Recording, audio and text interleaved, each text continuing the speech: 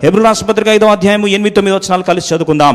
శరీరధారి అయి ఉన్న దినములలో మహారోదనముతోనూ కన్నీళ్లతోనూ తన్ను మరణము నుండి రక్షింపగలవానికి ప్రార్థనలను యాచనలను సమర్పించి భయభక్తులు కలిగి ఉన్నందున ఆయన అంగీకరింపబడెను. ఆయన కుమారుడై ఉండి తాను పొందిన శ్రమల వలన విధేయతను నేర్చుకొనెను. శ్రమల వలన శ్రమల వలన శ్రమల వలన శ్రమల వలన. అలాగే 9-10 వచనాలు. మరియు ఆయన సంపూర్ణ స్థితి పొందినవాడై మెల్కీసెదెకు యొక్క క్రమము చేరిన ప్రధాన యాజకుడని దేవుని చేత పిలువబడి తనకు విధేయులైన వారికి అందరికీ నిత్య రక్షణకు కారకుడాయను.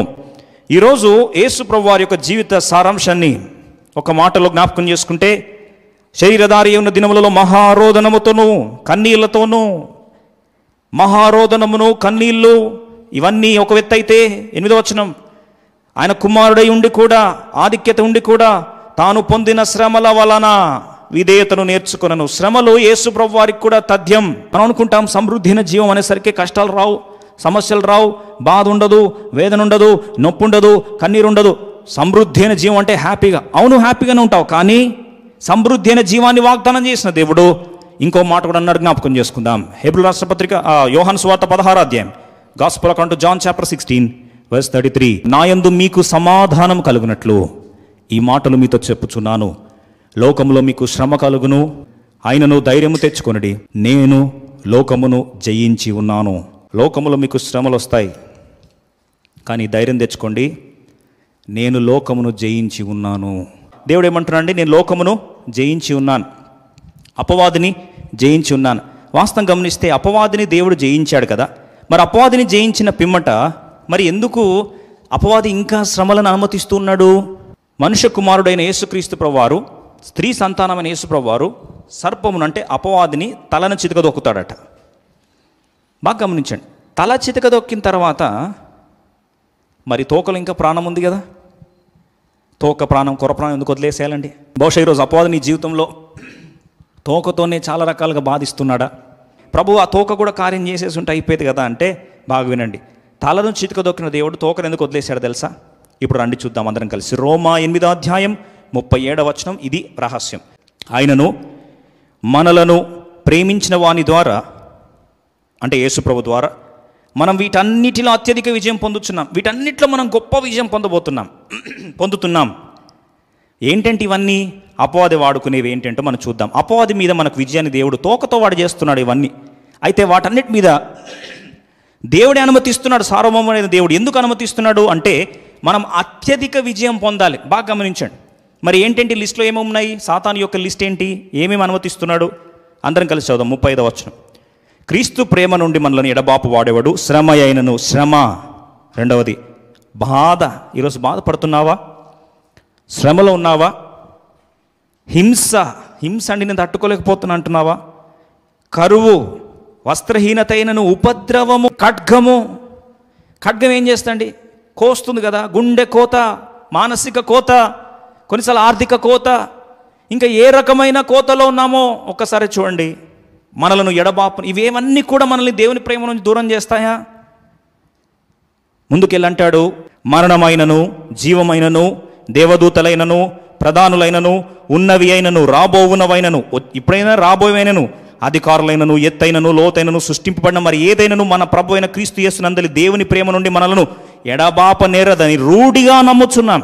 వీటన్నిటిలో ఆయనను మనము దేవుని ఆయనను మనల్ని ప్రేమించిన వాని ద్వారా మనము వీటన్నిటిలో అత్యధిక విజయం పొందుతున్నాం. అత్యధిక విజయం. బాగా గమనించండి. విజయం కాదండి అది, అత్యధిక విజయం. విజయం వేరు, అత్యధిక విజయం వేరు. కాంకరర్ ఒక స్థాయి, మోర్ దెన్ కాంకరర్ తారాస్థాయి. ప్రభు అంటున్నాడు కాంకరర్స్ కాదండి, జయించేవాళ్ళు కాదు మీరు, అత్యధిక జయం పొందేవారు. కాంకరర్స్ ఏం చేస్తారు తెలుసా అండి? దేశాన్ని గెలిచేవారు శత్రువుని ఓడిస్తారు, అంతతో స్టోరీ అయిపోతుంది. అదే అత్యధిక విజయం పొందేవారు శత్రువుని అణిచివేస్తారు. రెండవదిగా జయించేవారు ఏం చేస్తారు తెలుసా అండి? శత్రు యొక్క ఉద్దేశాన్ని పాడు చేస్తారు. అయితే అత్యధిక విజయం పొందేవారు ఏం చేస్తారు తెలుసా? శత్రు యొక్క ఉద్దేశాన్ని వారి ఉద్దేశానికి మలుచుకుంటారు. అందుకొరకే పౌలు జీవితంలో నల్లగొట్టడానికి కొరకు ముళ్ళు, సాతాను దూత. ఆ ముళ్ళు ఏంటంటే సాతాను దూత. బాధిస్తూ ఉంది, వేధిస్తూ ఉంది, రోధిస్తూ ఉన్నాడు. ఈరోజు నీ జీవితంలో సాతాను దూత ఏముంది? అనారోగ్యమా? అవిధేయుడైన కుమారుడు, అవిధేయుడైన కుమార్తె, తాగుబోతు భర్త, బహుశా ఏందో నీ పరిస్థితి నీకే బాగా తెలుసు. కానీ పరిశుద్ధాత్మ దేవునికి నీకంటే బాగా తెలుసు. అందుకొరకే దేవుడు ఈ వాక్యాన్ని నీ కొరకు రాసి పెట్టాడు. 2 కొరింథీ 12:7 చూస్తే, నాకు కలిగిన ప్రత్యక్షతలు బహు విశేషంగా ఉన్నందున నేను అత్యధికంగా హెచ్చిపోకుండా నిమిత్తం నాకు శరీరంలో ఒక ముళ్ళు, నేను అత్యధికంగా హెచ్చిపోకుండా నిమిత్తం నన్ను నలగొట్టుటకు సాతాను యొక్క దూతగా. ఇప్పుడు చూడండి, సాతాను యొక్క దూత ఏంటంటే పౌల్ని నలగొట్టేసి, పౌలు జీవితంలో శరీరంలో బాధ పెట్టి, పౌల్ని విశ్వాసంలో చల్లార్చి, పౌల్ని పనికి రాకుండా చేసి పరిచయం నుంచి పారిపోయేటట్టు చేయాలి. వాడికి దాని తప్ప పెద్ద ఉద్దేశాలు ఏం లేవండి. అందుకు నా కృప నీకు చాలును, బలహీనత నా శక్తి పరిపూర్ణమవుతున్నదని ఆయన నాతో చెప్పాను. కాగా క్రీస్తు శక్తి నా మీద నిలిచి ఉండు నిమిత్తము విశేషముగా నా బలహీనత అందే బహు సంతోషముగా అతిశయపడదును. నేను ఎప్పుడు బలహీనుడనో అప్పుడే బలవంతుడను కనుక క్రీస్తు నిమిత్తం నాకు కలిగిన బలహీనతలలోను, నిందలలోను, ఇబ్బందులలోను, హింసలలోను, ఉపద్రవంలోను నేను సంతోషించుచున్నాను. ఇంకంతే. అపవాది గాడి పని ఏమైపోయిందండి? దేవుడేమో తల చితకదొక్కితే పౌలు తోకను చితకదొక్కుతున్నాడు. ఈరోజు నీ బాధ ఏంటో నాకు తెలియదు, కానీ దేవుడు ఖచ్చితంగా నీతో మాట్లాడుతూనే ఉన్నాడు. అది మానసిక బాధ కావచ్చు, అవమానం అనే బాధ కావచ్చు, గుండె పగిలి ఏడుస్తుండొచ్చు, శోకంతో దిగమింగుకొని బాధపడుతుండొచ్చు, అనారోగ్యము, దుఃఖము, అవమానము, నిట్టూర్పు, శ్రమలు, హింస, వేదన, అప్పుల పాలు, పరిస్థితి, అవమానం, బజారు పాలైపోయి చివరికి గుండె కోత తట్టుకోలేని పరిస్థితులు ఏడుస్తున్నావా? ఈరోజు ప్రభు జ్ఞాపకం చేస్తున్నాడు. చూడండి, అందరం కలిసి 2 కొరింథీ 4:17 మేము దృశ్యమైన వాటిని చూడక అదృశ్యమైన వాటిని నిదానించి చూచుచున్నాం. ఏది జరుగుతుందో వాటినిగా చూడదండి, దీని వెనకలో ఉన్న అదృశ్యమైన ప్రపంచాన్ని చూస్తున్నాం. గనుక బాగా గమనించండి. క్షణమాత్రముండు మా చులకని శ్రమ. నిత్యమైన కాలమానం ప్రకారం, పరలోకం ప్రకారం చూస్తే క్షణమాత్రముండు మా చులకని శ్రమ మా కొరకు అంతకంతకు ఎక్కువగా నిత్యమైన మహిమ భారమును కలుగజేయుచున్నది. Eternal weight of glory. Eternal weight of glory. Temporal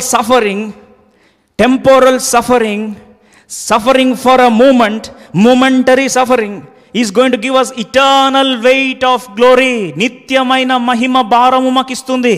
మనం అంటాం, పాపం పౌలుకి ఏముందండి, పెళ్లి కానోడు కదా అండి, శోకం ఏం తెలుస్తుంది, బాధలు ఏం తెలుస్తాయి, ఆయనకి ఇబ్బందులు ఏముంటాయండి, ఏక నిరంజన్ అని బహుశా కొన్నిసార్లు మాట్లాడవచ్చు. కానీ గమనిస్తే చూడండి, ఒక్కసారి పౌలు పరిస్థితి ఎంత దయనీయమైందో ఒకసారి చూద్దాం. 2 కొరింథీ 11:24 నుంచి చదువుదాం. యూదుల చేత 5 మార్లు 1 తక్కువ 40 దెబ్బలు తింటిని. మనకు దెబ్బలు కొట్టేవాళ్ళు ఉన్నారండి? సరే, ముందుకెళ్దాం. 3 మారు బెత్తంతో కొట్టబడితిని. 3 సార్లు బెత్తంతో కొట్టారంటండి. ఒకసారి రాళ్లతో కొట్టబడితిని. చిన్న మాట రాయబడితేనే తట్టుకోలేము, అట్లాంటిది ఫిజికల్గా రాళ్ల వర్షం పడితే ఎలా ఉంటుంది? 3 మారు ఓడ పగిలి శ్రమ పడితిని. ఒక్కసారి ఓడ పగిలితేనే మనం తట్టుకోలేము. ఓడ దాకా ఎందుకండి, బ్రేక్ డౌన్ అయితే, వెహికల్ బ్రేక్ డౌన్ అయితే తట్టుకోలేము. అట్లాంటిది 3 సార్లు ఓడ పగిలి శ్రమ పడితిని. ఒక రాత్రి పగలు సముద్రంలో గడిపితిని. తీసుకెళ్ళి నీళ్ళలో సముద్రంలో పడిస్తే ఎలా ఉంటుంది పరిస్థితి? అనేక పర్యాయములు ప్రయాణములలోను, నదుల వలనైన ఆపదలోను, దొంగల వలనైన ఆపదలోను, నా స్వజనుల వలనైన ఆపదలోను, అన్యజనుల వలనైన ఆపదలోను, పట్టణములోను ప్రయాసముతోనూ కష్టములతోనూ తరచుగా జాగరణలతోనూ నిద్రలేదండి. ఆకలి దప్పులు, ఫాస్టింగ్లు, తరచుగా ఉపవాసముతోనూ చలితోనూ దిగంబరత్వముతోనూ ఉంటిని. ఇంకనూ చెప్పవలసినవి అనేకములున్నవి. ఇవి కాక ఇంకేం టెన్షన్స్ అండి, భార్య పిల్లలు లేరు కదా అంటే 28 చూడండి. ఇవి కాక సంఘములన్నిటిని గూర్చిన చింతయు కలదు. ఈ భారము దినదినము నాకు కలుగుతున్నది. బాగినండి, సంఘము టెన్షన్ అనేది ఎంత ఘోరంగా ఉంటుందో. ఒక కుటుంబాన్ని, నలుగురున్న కుటుంబాన్ని పోషించడానికి పెద్ద సీన్ చేస్తాం కదండి. సంఘముల గూర్చిన చింత, స్ట్రెస్ పీక్స్కి వెళ్ళిపోయింది. అపవాది ఇవన్నీ శ్రమలు అనుమతించినా సరే, ఇవన్నీ కూడా నా నిత్య మహిమకు ఎంతగా నేను శ్రమ పడితే, చులకనిది, చిన్నది, చాలా కొద్దిసేపు, అంతలో కనుక అంతలో శ్రమ అయిపోతుంది, కానీ నిత్యమైన మహిమకు నాకు నాంది పలుకుతున్నాయని ధైర్యంతో జ్ఞాపకం చేస్తున్నాడు.